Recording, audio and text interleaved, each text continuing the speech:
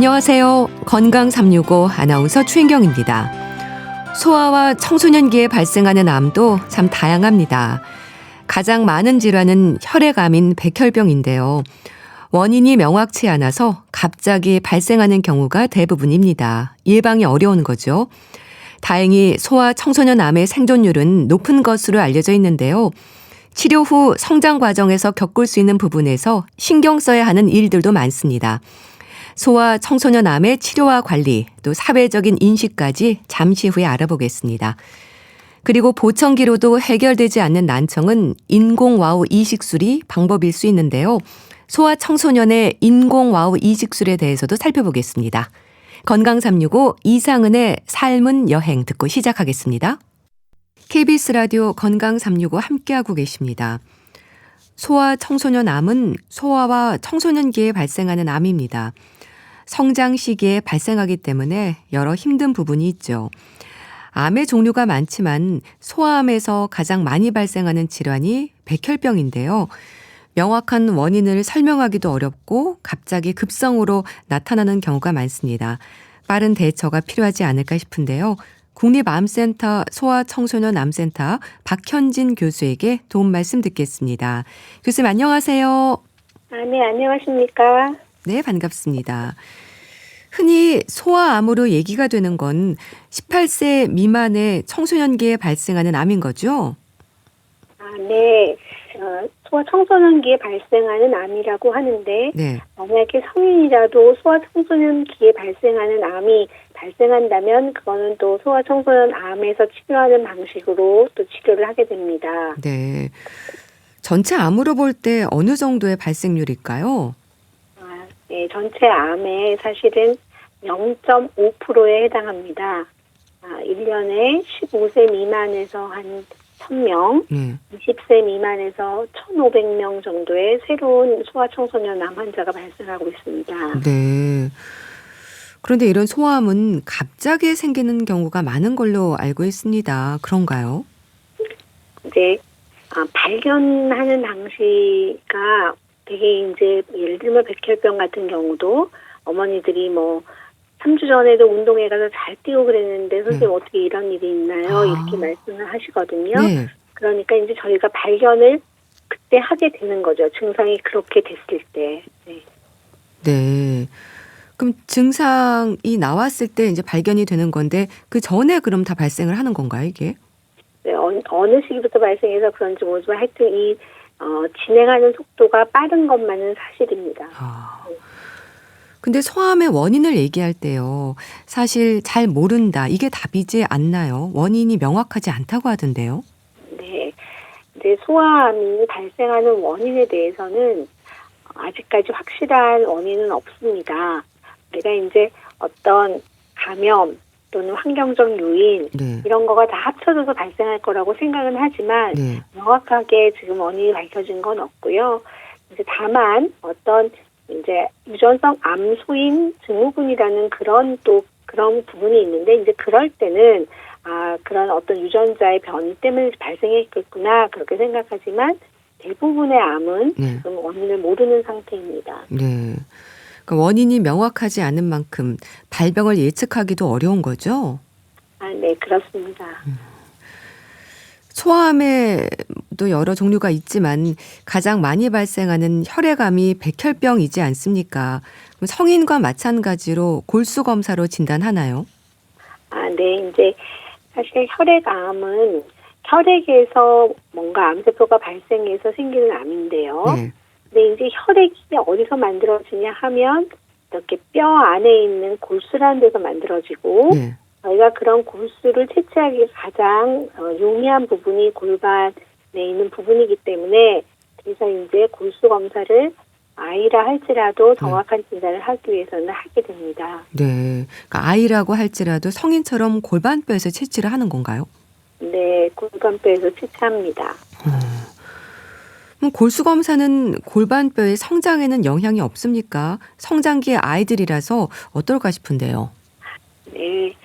부모님들도 사실 걱정을 많이 하시는 게 골수 검사 한다 그러면은 다들 막 아프게 하지 않을까 막 긴장도 많이 하시잖아요. 네. 네. 근데 사실은 이제 아이들한테 저희가 골수 검사를 한다 하면 진정 이렇게 수면제를 써서 아이를 편안하게 재우고 하고 또 아이들 골반에 맞는 사이즈 작은 바늘이 있습니다. 네. 그렇게 이용해서 하기 때문에 골수 검사가 골반뼈 성장에는 지장이 전혀 없고 더 굉장히 안전하게 시술할 수 있습니다. 네. 이 소아암이요, 갑자기 생길 수 있다는 걸 생각하면 진단과 치료가 빠를수록 좋을 텐데요. 초기 응급 상황도 그만큼 많은 거죠. 네, 특히 이제 뭐 이렇게 혈액암인 백혈병 같은 경우에는 이렇게 기도나 또 큰 정맥 부근에 림프절이 많이 커져서 기도나 혈관을 누르는 경우가 있거든요. 네. 그러면 이제 호흡 곤란이나 혈압 저하 이런 것들도 생길 수 있고 또 백혈구수가 너무 높으면은 그런 것들이 뭉쳐서 혈관을 막기 때문에 내 경색이나 내 출혈 또 너무 많으면 사실 콩팥으로 노폐물을 배출하는데 이렇게 부담이 되기 때문에 네. 정해준 이상이나 콩팥 기능이 이미 나빠지는 경우도 있습니다. 네. 아무래도 혈액암이라서 암세포가 혈액을 따라서 퍼질 수도 있는 거잖아요. 그렇다면은 수술보다는 항암이나 방사선이 우선일까요? 네, 이제 백혈병이니까 혈액 내에 이미 암세포가 있는 거죠. 네. 그리고 그 암세포들이 간, 비장, 중추신경계 몸의 여러 기관으로 퍼질 수 있고요. 그렇기 때문에 한 군데 수술을 할 수 있는 건 아니고 주로 항암제, 약물 치료를 하게 됩니다. 소아암 중에 저희가 백혈병을 중심으로 말씀을 듣고 있는데요. 집중적으로 받게 되는 평균 치료 기간은 어느 정도일까요? 네, 이제 소아의 백혈병은 95%가 이제 급성 백혈병이고 네. 그 혈액을 만드는 여러 단계의 세포 중에 정상 세포를 못 만들고 혈액암 세포가 만들어지는데 그 혈액암 세포를 만드는 그 세포의 종류에 따라서 급성 골수성 백혈병 또는 급성 림프모구 백혈병 이렇게 나누고 네. 또 급성 골수성 백혈병인 경우에는 대개 이제 수개월을 치료하고 여러 인자 또 치료에 대한 반응을 고려해서 조혈모세포 이식이 필요한 경우는 또 하고 안 그러면은 그런 대개 이제 간의 유도 공고요법 이렇게 한 거를 가지고 이제 지켜보게 됩니다. 네. 또 급성 림프모구 백혈병인 경우에는 대개 항암제를 이용한 그런 약물 치료를 하게 되는데 네. 한 3년 정도 한다고 보시면 되겠습니다. 그 상황에 맞게 치료를 하는 건데요. 소아암 치료 후의 생존율, 흔히 말하는 5년 생존율은 어떻습니까? 네, 소아암은 사실 지난 40년 동안 굉장히 눈부시게 발전했고요. 네. 현재 2020년 우리나라 통계는 소아암의 생존율은 85%입니다. 네. 네. 10명의 환자가 발생하면 네. 그중에 8명이나 9명의 아이는 생존을 하게 되는데 네. 사실 10년 생존율도 거의 많이 떨어지지 않아요. 그래서 결국 한 10년 생존율은 83% 정도이기 때문에 10명 중에 8명은 오래 생존한다고 보시면 되겠습니다. 다행이네요. 그런데 소아암 생존자들에게는 이제 성인과 비교할 때 살아가야 할 날들이 훨씬 길잖아요. 살면서 겪을 수 있는 합병증의 위험에도 부담을 느낄 것 같은데 이런 부분은 어떨까요? 네, 사실 이제 소아암을 우리가 치료할 때는 아이들을 생존하게 그러니까 완전 치료를 하게 해야죠. 완전 치료되게 그렇기 때문에 강력한 치료를 하게 됩니다. 말씀처럼 이런 강력한 치료를 받게 되고 또 치료 기간이 대개는 2년 또는 3년이기 때문에 신체적인 합병증도 물론 생길 수 있고 또 이제 치료 기간 동안 학교 생활이 또 이렇게 중단될 수도 있고 하기 때문에 이후에 학교로 이제 다시 가서 공부한달지 또 학교에 가서 공부하고 나서 또 사회로 복귀한달지 이럴 때 아무래도 좀 부담을 갖게 되는 경우가 많습니다. 네. 이제 완전 치료를 해야 해서 강력한 치료를 좀 시작한다고 하셨는데요. 이런 장기 합병증에 대한 교육이라든지 뭐 지속적인 관리를 할 수 있는 시스템도 필요할 것 같습니다. 진행이 되고 있나요? 네. 다행히 이제 이런 장기 생존자가 많이 생기고 그런 합병증에 대한 인식이 많아지고 있으면서 이 소아청소년암 생존자의 그 어떤 전체적인 것을 봐주는, 그러니까 이제 신체적 합병증뿐만 아니라 정신적인 거, 또 학교의 복귀, 또 사회로의 복귀까지 생각하는 그런 통합 지지 사업이 사실은 진행되고 있고, 또 이렇게 학회에 저처럼 이렇게 소아 혈액 종양 환자를 보는 이런 선생님들이 모여 있는 학회 내에도 그런 생존자를 대상으로 하는 어떤 가이드라인을 제정하고 그런 거를 잘 좀 이렇게 실행시키고자 하는 그런 위원회가 설립돼서 많이 공부를 하고 노력을 하고 있습니다. 네. 소아암 환자들은 암 치료 과정 중에 있어서도 여러 어려움을 겪지 않습니까? 일단 입원과 퇴원을 반복을 하잖아요. 이제 학교나 사회에 복귀하는 데 있어서 여러 가지 도움을 주려고 노력한다고 하셨는데요. 참 학교 생활도 어렵고 아이들의 학습 과정이나 친구 관계에도 어려움이 있을 것 같습니다. 국립암센터에도 병원 학교라는 게 있어서 부족한 부분을 채우는 걸로 알고 있는데 좀 소개해 주세요. 네. 우리 암센터의 병원 학교는 2006년에 개설이 됐습니다. 네. 어느덧 20년이 되어 갑니다. 말씀처럼 이제 학교 생활이 이렇게 중단되고 사실은 학교로 돌아가는 거가 많이 어려움을 겪는 그런 경험을 많이 하게 됨으로써 이런 병원 학교가 설립되었고 네. 치료가 길어진 아이들이 비록 원래 다니던 학교는 아니지만 병원 학교에서 그래도 학습 수업을 이렇게 좀 진행을 하고 네. 또 병원 학교에 있는 이 소아암 한우들이 그래도 같이 모여서 그런 학교 생활을 하게 되죠. 네. 그리고 그렇게 하면서 원적 학교에 있는 선생님과 병원 학교에 있는 선생님이 사실은 소통을 하시면서 이 환자의 어디까지 학습이 되고 있고 필요한 상황이 뭐고 이렇게 해서 출석도도 다 인정을 받고 이런 시스템이 되다 보니까 사실 치료를 끝나고 나서 자기 원래 원적 학교로 돌아가서 아이들이 사실 잘 적응하고 그래서 지금 현재 저희 병원 학교에서는 거의 200명의 아이들이 그 병원 학교에서 공부도 하고 원적 학교로 돌아가고 그래서 지금 성인으로 또 잘 성장하고 그런 경험을 하고 있습니다. 네. 큰 도움이 되겠네요. 그렇게 치료 기간을 거쳐서 학교로 돌아갔을 때 아이들이 적응하는 데 문제가 없어야 할 텐데요. 소아암에 대한 인식 부족이라든지 편견이 좀 힘들게 할 수도 있을 것 같습니다. 어떤가요?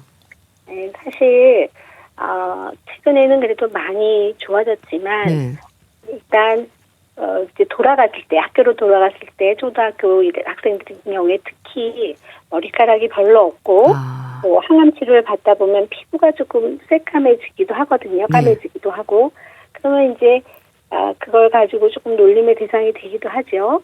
또 선생님의 경우에는 소아청소년암을 이렇게 치료를 받은 아이가 반으로 들어왔을 때 사실 이 아이를 어떻게 대해줘야 될지 그런 것도 참 힘들어 하십니다.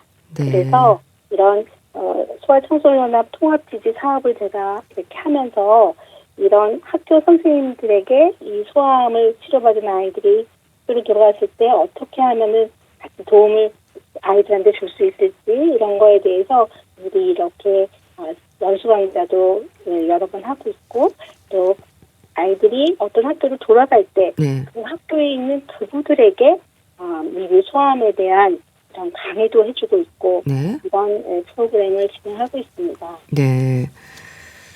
그러니까 국립암센터에서는 소아 청소년암 생존자의 그 학교와 사회의 성공적 복귀를 이루기 위한 소아 청소년암 생존자 통합 지지 서비스가 이제 진행 중이라고 말씀 주셨는데요. 어떤 프로그램인지 좀 설명해 주세요. 네. 아까 이제 좀 설명드렸듯이 그 소아 청소년암으로 치료가 이렇게 끝나게 되면 저희가 그 환자가 앞으로 발생할 수 있는 합병증에 대해서 다 설명을 드리고 어떻게 관리해야 될지 또 혹시는 심리적으로 불안해하는 것은 없는지 다 상담을 합니다.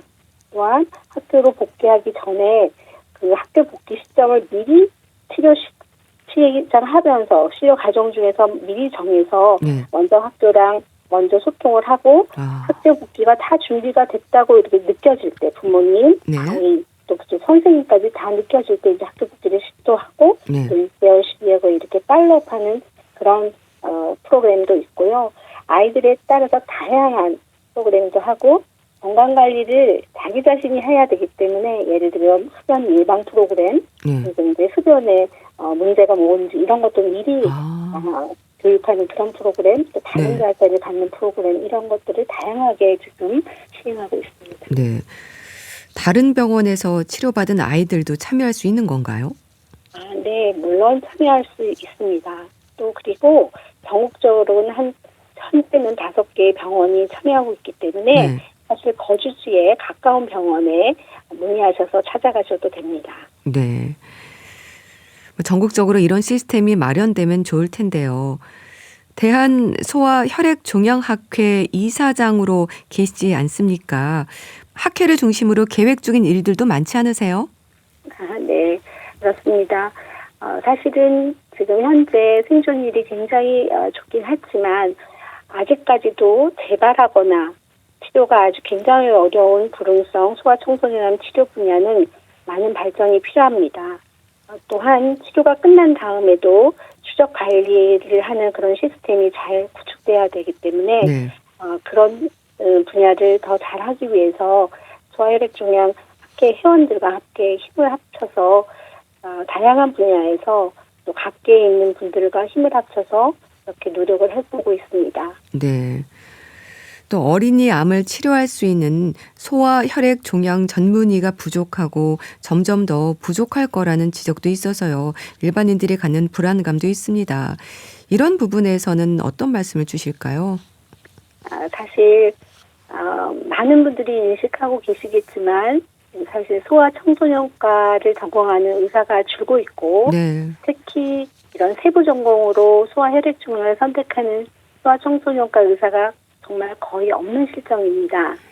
그런데 최근에 이제 다시 유동 사태가 풀렸고 아무래도 그러니까 내가 학생이나 또 젊은 의사들과의 그런 의견을 경청하고 또 여러 분야의 이런 의료 전문가들과 힘을 합쳐서 이런 어려운 분야지만 정말 너무 꼭 필요한 분야이고 아이들의 생명을 다루는 분야에서 미래에 보람을 갖고 또 이런 분야에 열심히 해줄 그런 소아청소년과 전문의를 많이 이렇게 양성할 수 있도록 하는 그런 여러 방침을 좀 생각해 보려고 합니다. 네. 뭐 수가라든지 인력 양성도 그렇고요. 현실적으로 좀 살펴는 부분들이 많겠죠?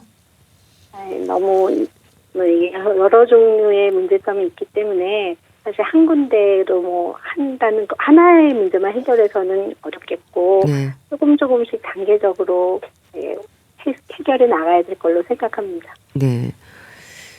신약이라든지 약제와 관련해서는 어떨까요? 좋은 약들은 많이 나오고 있는 거죠.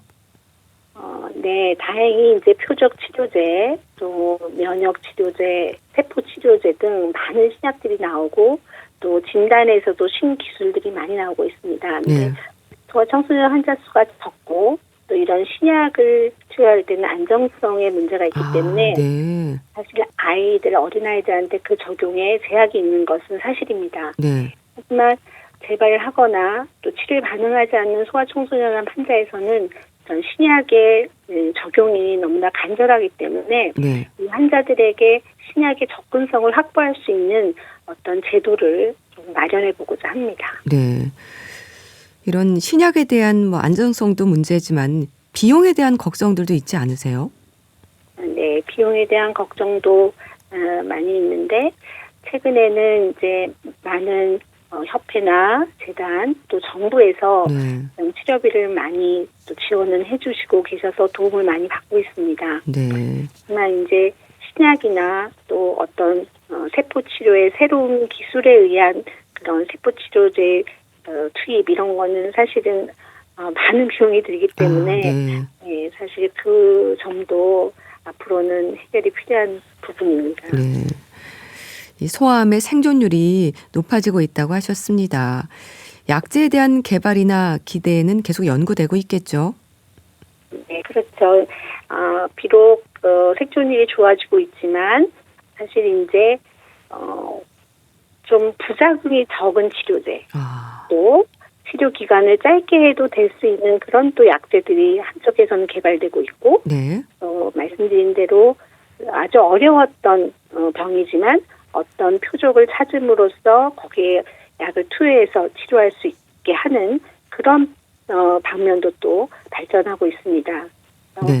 네, 계속적으로 치료 면에서 좋아지고 있는 것을 느끼고 있습니다. 네. 이 소암으로 치료받은 경우에는요, 성장하면서 또 다른 암에 대한 불안감도 있을 것 같습니다. 그럼 성장기를 거쳐서 성인이 된 후에도 어떤 지속적인 검진이 필요한 부분도 있을까요? 네, 그거를 저희가 생존자의 그 추적 관리를 할 때, 소아암으로 치료받은 아이들을 이렇게 볼 때, 네. 무조건 모든 환자에서 똑같이 뭐 여러 번 검사를 하는 것은 아니고, 위험인자, 네. 즉 이 환자한테 들어갔던 치료의 베이스를 해서 치료를 근간으로 해서 이런 경우에는 얼마 동안 봐서 해야 된다. 그런 네. 어떤 증거들이 있습니다. 그러면 이제 그 위험성을 바탕으로 해서 이제 검사도 하고 네. 또 주의도 시키고 이제 그렇게 하면서 2차 암의 발생이 사실은 가장 두려운 부분이기 그렇죠. 때문에 네. 네, 그것을 발생을 안 하게 할 수 있으면 제일 좋고 또 발생이 된다면 사실은 조기에 발견하는 게 좋기 때문에 네. 그런 점에도 많은 신경을 쓰고 있습니다. 네. 이 아이들의 심리 지원과 관련해서도 프로그램이나 또 지원이 배려돼야 하지 않을까 싶은데 어떨까요? 사실 이제 소아 청소년암 생존자들이 진료실에서 저희가 이제 만나보면은 네. 사실은 그 짧은 시간에 모든 거를 파악하기 어렵습니다. 그렇겠죠. 네, 네. 그래서 이렇게 물론 어떤 스크리닝 툴로 그러니까 이렇게 이 환자가 정말 어떤 불안을 갖고 있는지 우울을 갖고 있는지 어느 정도인지는 간단하게는 이렇게 보지만 네. 만약에 정말 거기서 좀 심각한 것 같으면 사실 정신과 선생님과의 어떤 상담 또 한 번으로 끝나지 않고 여러 번에 걸친 그런 상담 프로그램 네. 이런 것을 제공해야 되는 그런 환자 아이들도 있습니다. 네. 대한소아혈액종양학회 이사장으로 이 시간을 통해서 꼭 하고 싶은 말씀 있으실 것 같은데요. 좀 해주세요. 환자나 보호자들에게도 그렇고요. 네.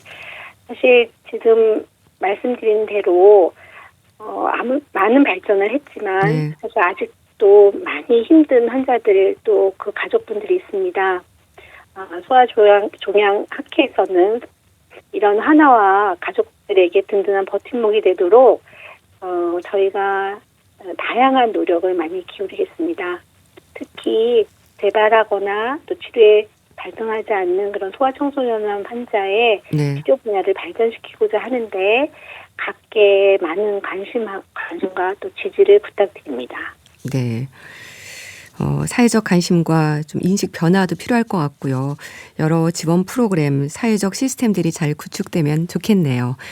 자, 오늘은 소아 청소년 암에 대해서 자세히 말씀드렸는데요. 대한소아혈액종양학회 이사장이신 국립암센터 소아청소년암센터 박현진 교수와 함께했습니다. 말씀 감사합니다. 네, 감사합니다. KBS 라디오 건강365 함께하고 계신데요. 더 클래식의 마법의 성 듣고 다시 오겠습니다. KBS 라디오 건강365 함께하고 계십니다. 인공 와우 이식술은 보청기로도 도움을 받지 못할 때 와우 이식기로 소리를 들을 수 있게 하는 수술법입니다. 유전성 난청을 비롯해서 희귀 난치성 질환, 또 뇌막염과 같은 질환으로 인한 고도 난청의 아이들도 인공 와우 이식술이 방법일 수 있는데요. 수술 후에도 관리가 필요한 부분이어서 꾸준한 치료가 필요한 부분이기도 합니다. 서울대병원 이비인후과 이준호 교수에게 도움 말씀 듣겠습니다. 교수님 안녕하세요. 네, 안녕하세요. 네, 반갑습니다. 인공 와우 이식술을 받는 소아기 아이들이 많은 걸로 알고 있는데요. 해마다 늘고 있다고 들었습니다. 그런가요? 네, 수술의 대상이 되는 아이들이 점점 늘고 있습니다. 네. 그럼 이렇게 인공 와우 이식을 해야 하는 경우가 많아지는 이유가 뭘까요? 뭐 청각 장애가 있다고 해서 모두 이식 대상이 되는 건 아니지 않나요? 네, 맞습니다. 이식 대상이 되는 환아들은 대개 청력이 고도 난청인 경우에 해당이 되는데요. 네. 최근에는 양쪽 귀를 같이 수술하는 경향이 더 많아지기 때문에 네. 이제 수술의 그 건수가 더 많아지는 것이고요. 네. 또 한 가지는 출생아 수가 늘고 있습니다. 2024년에 출생아 수가 23만 8,300명 정도인데요. 네. 전년 대비해서 3.6% 증가했습니다. 근데 아이러니하게도 출생아 수가 많아지면 네. 고도난청 신생아도 늘어나게 됩니다. 그렇네요. 왜냐하면 신생아 1000명당 1명 정도 90데시벨 이상의 고도난청 아이가 태어나기 때문에 네. 작년에는 238명의 고도난청 아이가 태어난 것으로 추정이 되고요. 모두 인공화호 수술의 대상이 됩니다. 네. 최근에는 수술의 범위가 또 확대돼서 고도난청보다 좀 덜한 70데시벨 이상의 난청에서도 네. 인공화호 수술 대상이 될 수 있어서 그 확률은 신생아 1000명당 2명에서 5명까지이므로 네. 해마다 인공화호 수술이 늘게 되는 이유 중에 하나입니다. 이 환아들은 보청기로서 충분한 재활이 되지 않는 경우입니다. 네. 그러니까 인공와우 이식이 도움이 되는 경우를 선별하는 기준은 수술이나 보청기로도 들을 수 없는 환자가 대상이라는 건데요. 그러면 처음부터 인공와우 이식을 하는 건가요? 아니면 일정 기간 보청기를 사용하는 기간도 필요한 건가요? 네, 우리나라의 기준은 보청기를 최소한 3개월 이상 사용하면서 네. 환아의 언어 발달 정도를 봐가면서 수술 여부를 결정하게 되는데요. 네. 그런데 호주의 경우에는 85데시벨 이상의 고도난청 환아의 경우에는 네. 보청기 착용 없이도 바로 수술을 할 수 있도록 하고 있는 점이 좀 다릅니다. 네. 따라서 우리나라도 보청기가 소용없을 것이 예상되는 환아들은 조기에 인공화호 수술을 받을 수 있도록 기준의 개선이 필요해 보입니다. 네. 그러면 수술 대상에서 나이도 중요할 것 같은데요. 생후 언제부터 인공와우 이식이 가능한 건가요? 일반적으로 생후 1년 이내에 받는 것이 권장됩니다. 네. 최근에는 가능한 연령이 더 낮아져서 네. 9개월 전후에도 할 수 있겠습니다. 네. 생후 1년 이내에 받는 게 권장이 되고 9개월 전후에도 할 수 있다고 하셨는데요. 나이에 따라서 난청 기준이 좀 다른 건가요? 네. 1살 이내에는 90데시벨 이상의 경우에 해당이 되고요. 네. 1살에서 19세 이전에는 70데시벨 이상이면 수술을 받을 수 있는 기준이 개선되어 있습니다. 19세 이상의 성인의 경우에는 언어 검사를 통해서 50% 이상 못 듣는 결과가 추가로 첨부되어야 합니다. 네.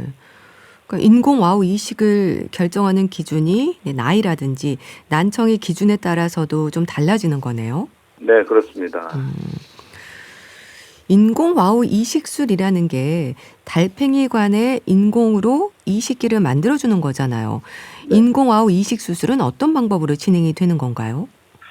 귀 뒤쪽을 피부 절개 해가지고 네. 귓바퀴가 있는데 그 위쪽에 내부 장치를 위치시키고요.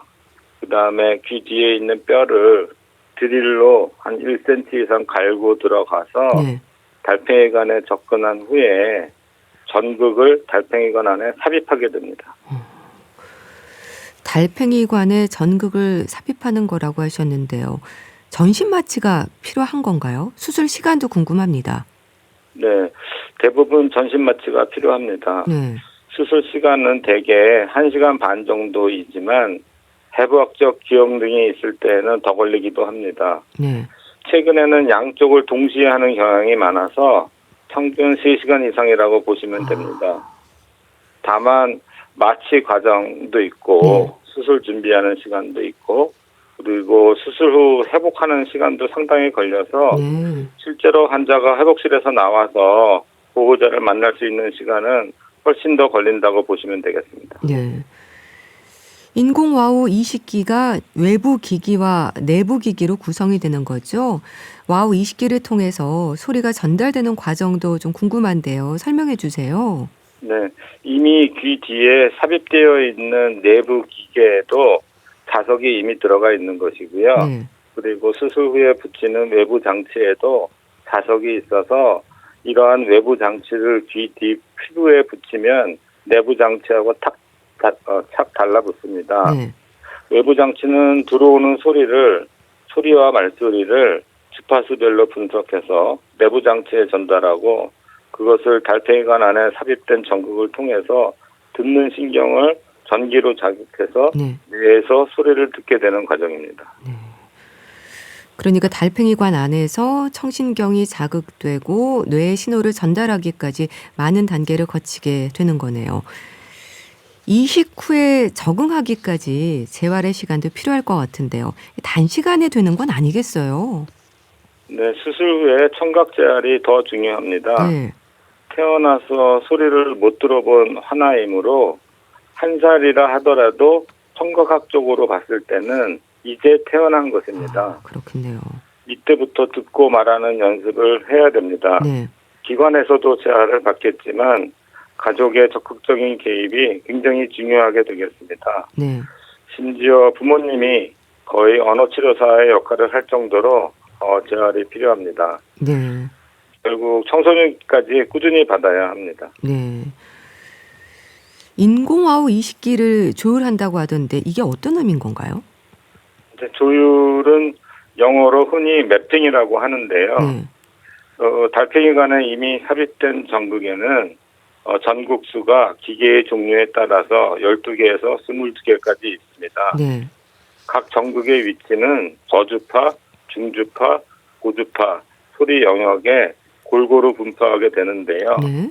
각 전극마다 전달되어져야 할 최저값, 최고값, 전류값을 미리 결정해 놓게 되고 전달하는 전류의 기간도 결정해야 합니다. 네. 이러한 과정을 하나의 반응을 봐가면서 외부 기계에 세팅을 하는 과정이 조율, 즉 매핑 과정이 되겠습니다. 그러니까 인공와우 이식술을 받고 바로 진행이 되는 건 아닌 거네요. 네. 바로 진행하지는 않고요. 그 수술 부위 붓기가 어느 정도 빠지는 2, 3주 후에 매핑을 시작하는 것이 일반적이라고 말씀드릴 수 있겠습니다. 네. 그러니까 외부의 소리를 잘 들을 수 있도록 도와주는 시기인 건데요. 언어 치료가 병행되기도 하나요? 그동안 소리를 들을 수 없었기 때문에 언어 치료도 필요할 것 같은데요. 네, 언어 치료는 수술 전에 보청기 착용하고 있을 때나 네. 수술 후에 인공와우를 착용하거나 항상 같이 해야 합니다. 네. 참 언어 치료도 필요하다고 하셨는데요. 인공와우 이식 후에도 아이들은 말을 배우고 이제 발음을 교정하는 시간도 필요할 테고요. 재활치료의 시간에 인내가 필요하겠습니다. 이게 1, 2년에 되는 건 아닌 것 같기도 한데요. 네, 어릴 때는 특히 더 많이 해야 되고요. 네. 어느 정도 말을 배워 나가면서 이제 발음 교정을 받게 되는데요. 청소년기 될 때까지 꾸준히 언어 치료를 받고 언어 검사도 계속 해 나가면서 네. 이 하나가 언어 발달이 정상적으로 이루어지고 있는지 네. 체크를 해야 됩니다. 네. 또 하나 궁금한 건 이제 소리를 들을 수 있다는 게요. 언어적인 영역인지 음악 감상과 같은 부분까지도 포함하는 건지 좀 궁금합니다. 네, 언어적인 영역 이외에도 음악 감상도 가능합니다. 그렇군요. 그런데 단순한 음악은 잘 따라할 수 있는데 복잡한 음악은 현재의 인공와우 기계의 그러한 기술로서는 네. 잘 못 따라가는 한계점은 아직 존재합니다. 네. 그래서 그것을 해결하기 위해서 많은 연구를 하고 있는데요. 네. 최근에는 음악 치료의 그러한 방법도 시도되고 있습니다. 네. 참 어린이 인공와우 이식술이 갖는 의미가 클 것 같은데요. 이렇게 수술과 재활치료를 받은 아이들이 청소년기가 됐을 때 학업이라든지 하는 부분에서도 청력에 문제없는 경우와 비교할 때 큰 차이는 없을까요? 네. 듣는 신경이라든지 달팽이관에 해부학적으로 큰 문제가 없는 경우에는 네. 수술을 받았을 때 건청인 친구들과 마찬가지로 정상적으로 학교에서 잘 지낼 수 있습니다. 네. 지금도 대부분이 특수학교가 아니고 네. 일반 학교에 진급하고 있습니다. 그래서 전 세계적으로 봤을 때도 특수학교에 진급하는 그런 학생이 줄어들고 있고요. 네. 그러다 보니까 특수학교 자체가 줄어들고 있는 현상이 있습니다. 네. 다만 수술을 조기에 받았을 때 네.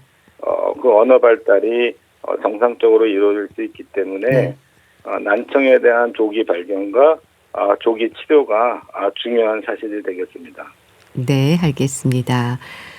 자, 오늘은 어린이 인공와우 이식술과 관련해서 자세히 알아봤는데요. 서울대병원 이비인후과 이준호 교수와 함께했습니다. 말씀 감사합니다. 네, 감사합니다. 박정현의 편지할게요. 보내드리면서 인사드릴게요. 건강365 아나운서 최인경이었습니다. 고맙습니다.